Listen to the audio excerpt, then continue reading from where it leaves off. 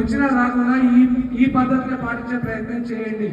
దయచేసి పుణ్యం రావడానికే భగవంతుణ్ణి దగ్గరగా ఉండి కొలుచుకునేటువంటి అదృష్టం ఏ జన్మలో చేసుకున్న పుణ్యమో ఈ జన్మలో మీకు కలిగింది. ఎంతో మంది మాలలు వేసుకోవాలనుకున్న వాళ్ళు వేసుకోలేకపోతున్నారు. మాల వేసుకున్న వాళ్ళు మధ్యలో విరమించుకునే వాళ్ళు కొంతమంది ఉన్నారు. వాళ్ళకి ఆటంకాలు వచ్చి పూర్తి దీక్ష చేసి శబరిమల యాత్ర చేసి అందరూ క్షేమంగా ఉండి ఆ యొక్క ఫలితాన్ని పొందే అదృష్టం మనందరికీ దైవ సాన్నిధ్యం కల్పించింది. ఆ భగవంతుడు ఏ జన్మలో మనం చేసుకున్నామో అది కల్పించాడు కనుక దాన్ని సద్వినియోగం చేసుకుందాం. సద్వినియోగం చేసుకునేటువంటి అవకాశం వచ్చింది.